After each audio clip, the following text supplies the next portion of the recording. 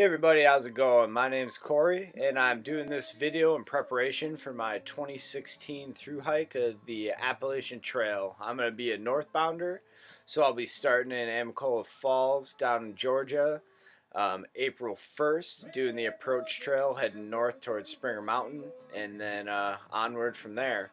So I'm going to do a three-part video series. Um, and this first one I'm going to do here is going to deal with the big three. I'm going to talk about my backpack, my shelter system, and then my sleep system as well. So let's hop right into it. First off, I got the Granite Gear Blaze AC60. So this will be what I'll carry all the rest of my gear in through the whole trip. Weighs in at 2 pounds, 14 ounces. No, there's lighter options out there. People are using Gossamer gear. ULA is another popular one.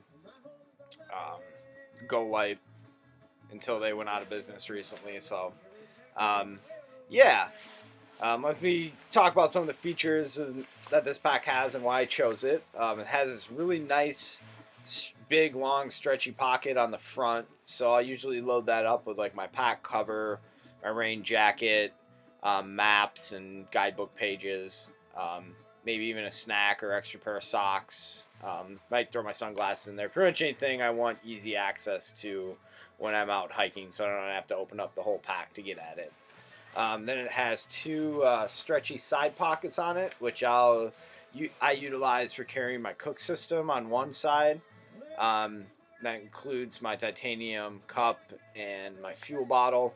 And then on the other side, I'll carry usually a Gatorade bottle and my gravity-fed platypus water filter system. And then the rest of the pack is just basically one big giant stuff sack. Has a draw cord up on the top here, so you can extend the pack up for those days when you're leaving town with a couple extra rations or food, or maybe a couple extra, dare I say, beers in your pack to bring it into the shelter. I'm a Minnesota boy, so I got my Superior Hiking Trail patch on there. It's where I tested all my gear. It's a great trail right along Lake Superior up there. Spent plenty of time up there. If you haven't heard about it, check it out. Then I'm gonna talk about what I'm gonna use to help keep everything dry in my pack. So I'm gonna be bringing a Sea to Summit Ultra Sil size medium pack cover. Weighs in at 3.75 ounces. I've used it on plenty of trips. It's good for keeping everything on the outside of the pack dry and the pack itself dry. But for when I get into the Smokies and it's really wet, I'm going to bring a little extra insurance. I'm going to bring a trash compactor bag. I've used garbage bags in the past, but everyone is always talking about how great trash compactor bags are. It do seem a little bit sturdier. Only weighs 2.15 ounces, so it's not going to take up that much weight in my pack. So that's about all I think I can say about a trash compactor bag. Next, I'm going to talk about my sleeping pad. This is probably, I think, right around a first generation Thermarest Neo Air. It weighed in at 14.56 ounces. I've been using it for the last 5 seasons at least, and it works great for me. I know some people like the closed cell foam pads. They're a lot lighter, or even like a shorter, like 3/4 length pad. This is the regular, so it's 20 inches by I think 72 inches. I sleep great on it. I think the few extra ounces are worth getting a good night's sleep out there. Segue from the sleeping pad, I'm going to talk about the different sleeping bags I'm going to be bringing on my trip. I'm going to start out with a little bit warmer bag in this stuff sack. It's a great stuff sack, actually. I'm going to talk about that first. This is the Granite Gear Event Sil dry bag compression sack.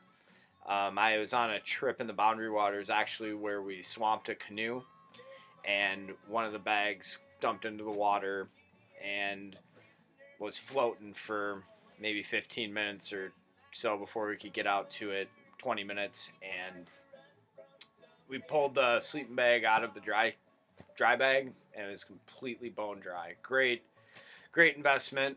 Only weighs 3 ounces, so that's awesome. The sleeping bag I got inside here though is the North Face Green Kazoo. It's a 650 fill down, 15-degree rated bag. Weighs in at about 3 pounds.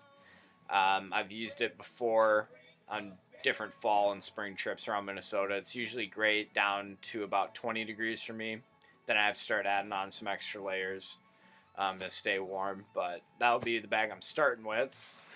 And then when it starts to warm up, I'm going to trade out a lot of my warm weather gear or cold weather gear for my warm weather gear in Damascus, Virginia, about mid-May. And I'm going to bring this sleeping bag I got here, and this is the Marmot Hydrogen.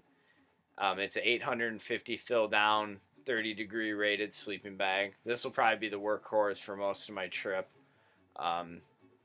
It's fairly light. It weighs in at about 1 pound 9 ounces. So with the stuffed sack, I think it's 1 pound 11.8 ounces.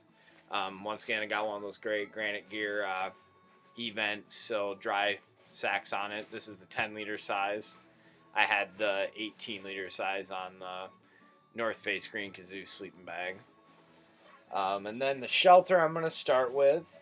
There's lots of different options out there. I know I read about people doing the hammock camping thing. That's really hot on the trail. And then tarp tents and just tarps, or just going to the shelters and that's all, and just using those. I've used this system before, so I'm comfortable with it. It's a freestanding tent. It's kind of on the heavy side for the one-man tent category. It's the Big Agnes Copper Spur SL1. Weighs in at 3 pounds 3 ounces. And because of how I load my pack, I have it kind of separated into 3 different little packages here. So first off, I have the tent poles. And I'll usually slip those in the side of the inside part of my pack. And then in the second stuff sack, I have the stakes, the tent repair pole piece, and then the footprint for the tent. And then in the last one, once again, another Granite Gear event, still dry sack, extra small, 10-liter version. And this will hold the tarp and the bug netting for the tent. I'm probably going to try to switch out to a tarp tent at some point. I've been kind of waiting for trail days, actually, so I can see some of these tents set up, or even just being out on the AT and see which ones I like and have the features I'm looking for. I really like the side entry on the Big Agnes and the little bit extra shoulder width it has. I sat in a couple different one-man tents and bivvies, and they just seem too claustrophobic for me. Some people can do it, but for me, I enjoy the little bit of extra room I have with the Copper Spur Big Agnes SL1. Now I'm going to talk about the total weight I'm going to be bringing for the big 3. The only thing I'm going to be changing pretty much is the sleeping bag. And the difference in the 2 sleeping bags is 1 pound 7.2 ounces. So for my cold weather setup, the big 3 is going to weigh in at 7 pounds 8.5 ounces. And for my warmer weather setup, the big 3 are going to weigh in at 6 pounds 1.2 ounces. So getting pretty excited. It's nearing April 1st. I think I got about 6 or so weeks left at work, and then heading down to Georgia. So hope to see you guys out there.